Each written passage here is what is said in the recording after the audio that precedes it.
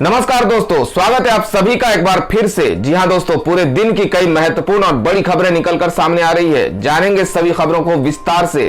तो दोस्तों, खबरों में आगे बढ़ने से पहले वीडियो को एक प्यार भरा लाइक जरूर कर दें और ताजा खबरों को जानने के लिए चैनल को सब्सक्राइब भी जरूर कर लें। तो देखते हैं पहली बड़ी खबर क्या निकल कर आ रही है। तो आज की पहली बड़ी खबर निकल के आ रही है, कोरोना संकट में ऑक्सीजन की कमी से हाहाकार, 24 घंटे में सरकार ने दिया सप्लाई का तीसरा ऑर्डर। बता दें कि कोरोना से पूरे देश में भयावह हालत है। देश भर के अस्पतालों से मेडिकल ऑक्सीजन की कमी होने की खबरें आ रही हैं। बताया जा रहा है कि ऑक्सीजन की कमी से मरीजों की मौतें हो रही है। अब केंद्रीय गृह सचिव अजय भल्ला ने बताया कि सरकार ने 24 घंटे के अंदर तीसरी बार ऑक्सीजन सप्लाई के आदेश दिए हैं। इस बार सरकार ने साफ किया है कि राज्य सीमाओं पर बिना किसी बाधा ऑक्सीजन सिलेंडरों की आपूर्ति की जाएगी। इसके अलावा निर्माताओं और आपूर्तिकर्ताओं को पूरे भारत में अस्पतालों की सेवा करने की अनुमति दी गई है। तो अगली बड़ी खबर महाराष्ट्र से आ रही है। बता दें कि अजीत पवार ने दी कड़ी चेतावनी, बोले कोरोना नियमों का होता रहा उल्लंघन तो लगा देंगे लॉकडाउन। बता दें कि महाराष्ट्र में कोरोना वायरस महामारी का प्रकोप कम होने का नाम नहीं ले रहा है। शुक्रवार को एक बार फिर प्रदेश में 60,000 से अधिक नए मामले सामने आए। संक्रमण के बढ़ते मामलों के बीच लोगों की लापरवाही को लेकर शुक्रवार को महाराष्ट्र के उप मुख्यमंत्री अजीत पवार ने कड़े शब्दों में लॉकडाउन लागू करने की चेतावनी दी। उन्होंने कहा कि अगर लोग वर्तमान में लगाए गए कोविड-19 प्रतिबंधों का पालन नहीं करते हैं तो हमें पिछले साल की तरह इस बार भी लॉकडाउन लगाना पड़ेगा। बता दें कि कोरोना वायरस के प्रसार पर काबू पाने के लिए महाराष्ट्र में 1 मई सुबह 7 बजे तक धारा 144 और कई तरह की पाबंदियां लागू हैं। गौरतलब है कि महाराष्ट्र में सख्त प्रतिबंधों के बावजूद लोग नियमों का उल्लंघन करते नजर आ रहे हैं। शुक्रवार को सामने आए रिकॉर्ड करीब 64,000 केस और करीब 400 लोगों की मौत के बाद प्रदेश सरकार की चिंता बढ़ गई है।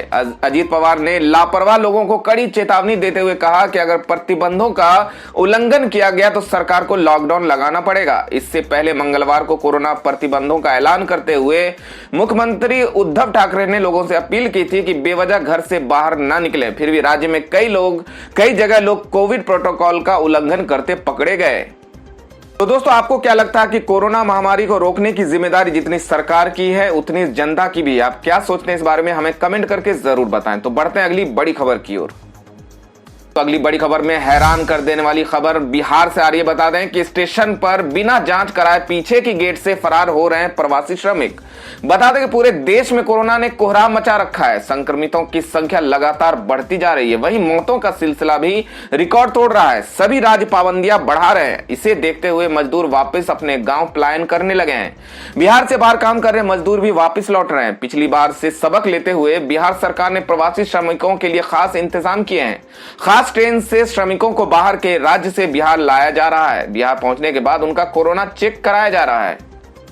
लेकिन कुछ ऐसी तस्वीरें सामने आ रहा है जिससे सरकार की सारी कोशिशों पर पानी फेर दी है। जी हां, बक्सर जिला अधिकारी अमन समीर के बार बार निर्देशित किए जाने के बावजूद भी बाहर से आ रहे लोग रेलवे स्टेशन से प्रवासी बिना जांच करवाए भागे जा रहे हैं।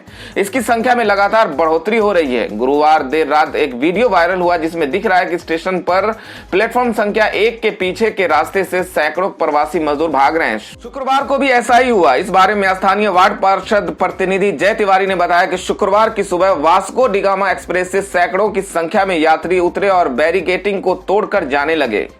जब उन्हें रोकने की कोशिश की गई तो वो बहस करने लगे। उन्हें रोकने के लिए न तो पुलिसकर्मी मौजूद थे और न ही आरपीएफ के कोई अधिकारी। बाद में एक महिला पुलिसकर्मी वहां पहुंची, लेकिन उसने भी ये कहा कि वो अकेली क्या कर सकती है। आपको बता दें कि बिहार के मुख्यमंत्री नीतीश कुमार ने हाल ही में घोषणा की थी कि बिहार के सभी रेलवे स्टेशनों पर परीक्षण की व्यवस्था की गई है ताकि देश के विभिन्न हिस्सों से घर लौट रहे लोगों की स्क्रीनिंग की जा सके। दोस्तों, इस तरह की शर्मनाक घटना के बारे में आप क्या सोचते हैं? अपनी राय, अपने सुझाव हमें कमेंट करके जरूर बताएं। तो बढ़ते हैं अगली बड़ी खबर की ओर। अगली बड़ी खबर में दिल्ली सरकार का एक बड़ा बयान सामने आया जिसमें उन्होंने कहा कि नाइट कर्फ्यू के लिए जारी ई पास ही वीकेंड कर्फ्यू में होगा मान्य। बता दें कि राजधानी दिल्ली में कोरोना बेकाबू हो चुका है। इसे देखते हुए यहां नाइट कर्फ्यू लगाई गई है। वहीं वीकेंड पर पूर्ण रूप से लॉकडाउन होगा। इस दौरान जिन्हें बाहर निकलना होगा उन्हें ई पास लेने की जरूरत है। इसी क्रम में आज दिल्ली सरकार ने कहा कि जिन लोगों के पास वैलिड नाइट कर्फ्यू पास है उन्हें वीकेंड कर्फ्यू के लिए अलग से पास लेने की जरूरत नहीं है। कोरोना मामलों में लगातार होती बढ़ोतरी को देखते हुए मुख्यमंत्री अरविंद केजरीवाल ने गुरुवार को वीकेंड कर्फ्यू का ऐलान किया। उन्होंने कहा कि संक्रमण की श्रृंखला को तोड़ने के लिए 30 अप्रैल तक मॉल, व्यायामशाला और सभागार बंद रहेंगे। आपको बता दें कि दिल्ली सरकार द्वारा जारी सरकारी आंकड़ों के मुताबिक बीते 24 घंटे में दिल्ली में कोरोना के 19,486 नए मामले दर्ज किए गए हैं। ये अब तक एक दिन में आने वाला सबसे बड़ा मामला है। डीडीएमए द्वारा शुक्रवार को जारी एक पत्र में लिखा गया है कि रात के कर्फ्यू के दौरान आवश्यक वस्तुओं और सेवाओं से जुड़े लोगों के लिए ई पास भी वीकेंड कर्फ्यू की अवधि के लिए मान्य होगा। दिल्ली सरकार की वेबसाइट पर एक नोटिस में कहा गया कि यदि आपके पास पहले से ही नाइट कर्फ्यू का पास है तो आपको वीकेंड कर्फ्यू के लिए फिर से आवेदन नहीं करना होगा। ई पास के जरिए आपको दिल्ली में रात्रि कर्फ्यू में छूट मिलेगी। ई पास बनवाने के लिए आप दिल्ली सरकार की वेबसाइट www.delhi.gov.in पर जाकर पास के लिए आवेदन कर सकते हैं। दोस्तों अगली बड़ी खबर में आपको बता दें कि ये पूछे जाने पर कि बीजेपी की हुई जीत तो कौन होगा बंगाल का अगला मुख्यमंत्री, दिलीप घोष ने दिया ये जवाब। बता दें कि देश भर में तांडव मचा रहे कोरोना वायरस का पश्चिम बंगाल में विधानसभा चुनाव पर कोई असर नहीं दिख रहा है। राजनीतिक दल बड़ी संख्या में रैलियों का आयोजन कर रहे हैं। इस बीच वो जमकर एक दूसरे पर निशाना भी साध रहे हैं। शुक्रवार को बंगाल बीजेपी के प्रदेश अध्यक्ष दिलीप घोष ने एक बार फिर ममता सरकार पर हमला बोला। अपने एक इंटरव्यू में बीजेपी नेता ने कहा कि मैंने बहुत सारे नंदीग्राम वोटर्स को ये कहते सुना कि ममता बनर्जी नंदीग्राम से हार रही हैं। उन्होंने ये भी दावा किया कि चुनाव में बीजेपी 215 सीटों पर जीत रही है। गौरतलब है कि गत गुरुवार चुनाव आयोग ने शीतलकुची को लेकर दिए गए बयान के चलते दिलीप घोष को 24 घंटे तक बैन लगा दिया था। इंडिया टुडे की रिपोर्ट के मुताबिक चुनाव प्रचार न कर पाने की सूरत में दिलीप घोष ने पूरे समय अपने आवास पर बिताया। बंगाल बीजेपी चीफ ने अपने खाली समय में भी टीएमसी प्रमुख ममता बनर्जी पर निशाना साधने का मौका नहीं छोड़ा। उन्होंने राज्य के चुनावी नतीजे और सीएम ममता को लेकर बड़े बयान दिए। जब दिलीप घोष से पूछा गया कि अगर बीजेपी सत्ता में आती है तो अगला मुख्यमंत्री कौन होगा, इस पर उन्होंने कहा कि पार्टी तय करेगी कि अगला मुख्यमंत्री कौन होगा। मुझे खुशी है कि मेरी पार्टी ने मुझे महत्वपूर्ण भूमिका दी। हमने एक पार्टी के रूप में काफी दूरी तय की है। मुझे खुशी है कि हम 200 से अधिक सीटें जीतेंगे। दोस्तों बीजेपी नेता दिलीप घोष का दावा कितना सच साबित हो सकता है, आप क्या सोचते हैं इस बारे में हमें कमेंट करके जरूर बताएं। तो बढ़ते हैं अगली बड़ी खबर की ओर।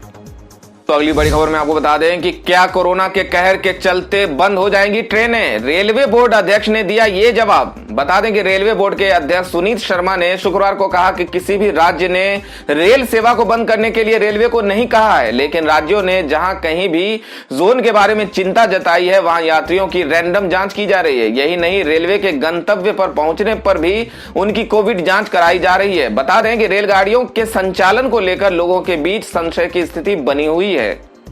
रेलवे बोर्ड के चेयरमैन सुनीत शर्मा ने शुक्रवार को प्रेस कॉन्फ्रेंस में कहा कि रेलवे के मुताबिक आईआरसीटीसी की टिकट बुक करने वाली वेबसाइट पर दिए गए प्रोटोकॉल का सभी राज्य पालन कर रहे हैं। यही नहीं, वेबसाइट पर यह भी बताया गया है कि यात्री को किन क्षेत्रों में जाने से पहले आरटी-पीसीआर जांच कराने या कोविड-19 नेगेटिव प्रमाण पत्र लेने की दरकार है। वेबसाइट पर यह भी बताया जा रहा है कि कहां पहुंचने पर यात्रियों को कोविड की जांच प्रक्रिया से गुजरना होगा।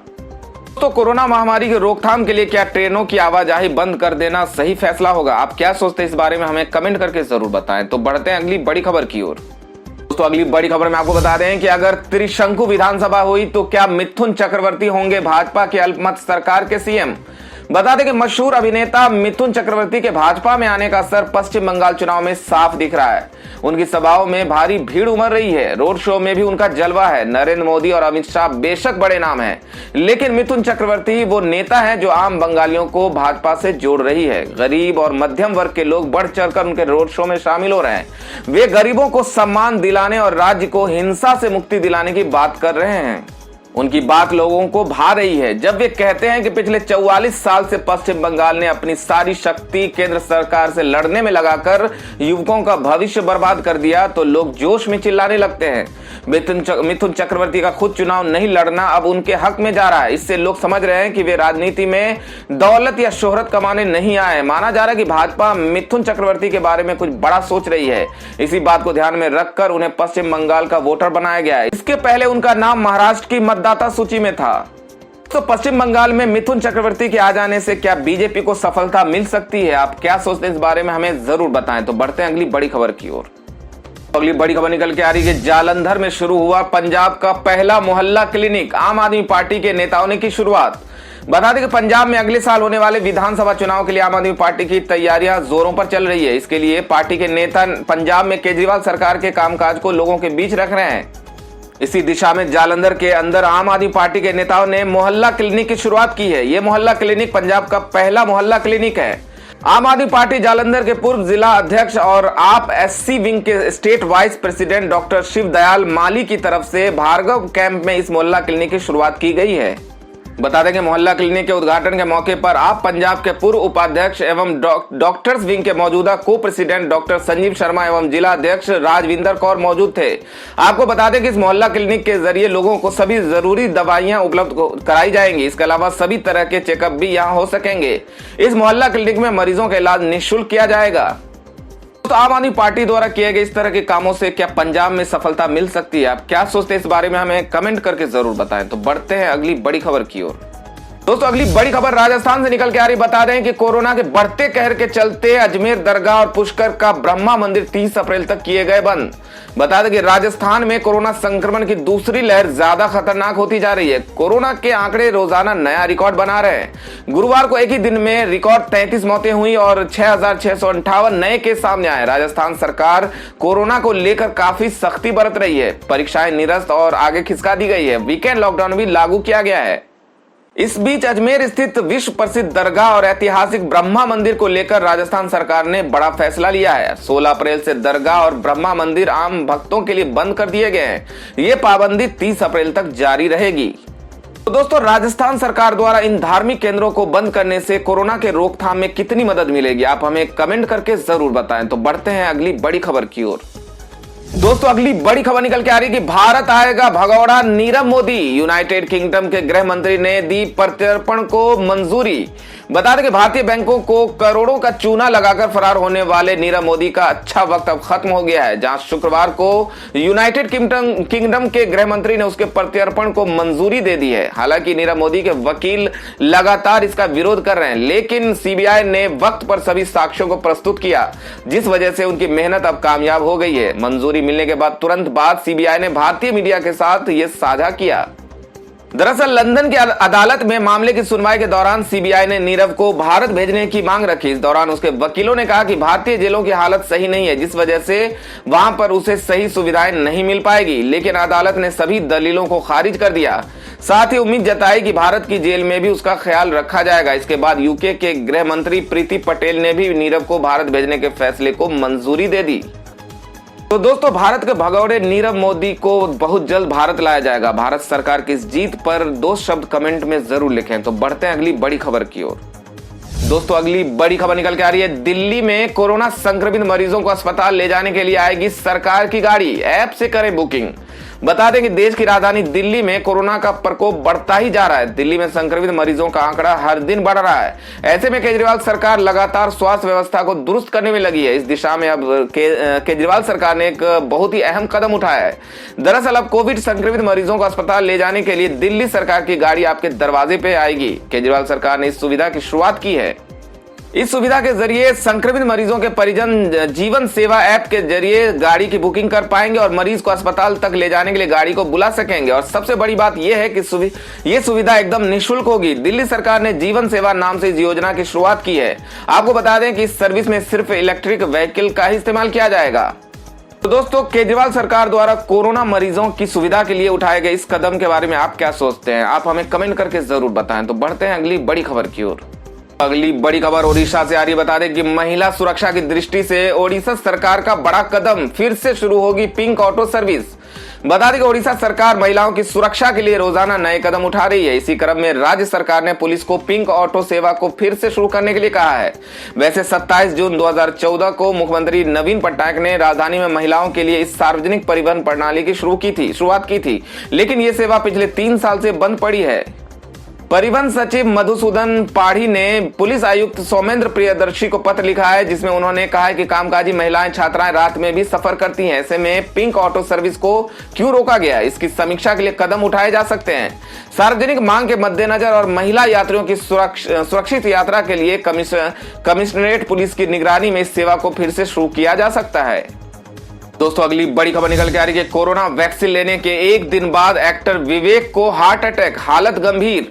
बता दें कि बॉलीवुड और तमिल इंडस्ट्री के लिए साल 2020 बहुत बुरा रहा, जहां ऋषि कपूर, सुशांत सिंह राजपूत जैसे दिग्गज कलाकारों की मौत हो गई। लोगों को उम्मीद थी कि नया साल 2021 अच्छी खबर लेकर आएगा, लेकिन अभी भी हालात पहले जैसे बने हुए हैं। शुक्रवार को तमिल सिनेमा के मशहूर एक्टर विवेक को हार्ट अटैक आ गया, जिसके बाद से उनकी हालत गंभीर बनी हुई है। उन्होंने शिवाजी द बॉस जैसी कई सुपरहिट फिल्मों में काम किया था। विवेक के पियारो निखिल मुरुगन के मुताबिक उनकी तबीयत सही थी और शुक्रवार सुबह को रोजाना की तरह अपने परिवार के साथ बैठकर बातचीत कर रहे थे। तभी अचानक उनको चक्कर आया और वो बेहोश हो गए, जिसके बाद आनंद फानंद में उनको वडापल्लानी के SIMS अस्पताल पहुंचाया गया। वहां पर डॉक्टरों ने जब उनका प्राथमिक उपचार किया तो उन्हें होश आ गया। कुछ देर बाद फिर से उनकी तबीयत खराब हुई थी, लेकिन अब वो स्थिर बताए जा रहे हैं। डॉक्टरों के मुताबिक उन्हें हार्ट अटैक आया था, जिस वजह से ये हुआ। अभी उनको दवाइयां देकर निगरानी की जा रही है। उनके परिजनों ने बताया कि कोरोना से बचने के लिए एक दिन पहले उन्हें गुरुवार को वैक्सीन सरकारी अस्पताल से लगवाई गई थी। साथ ही लोगों से भी इसे लेने की अपील की थी। हालांकि डॉक्टरों ने साफ किया कि वैक्सीन का उनके हार्ट अटैक से कोई लेना देना नहीं है।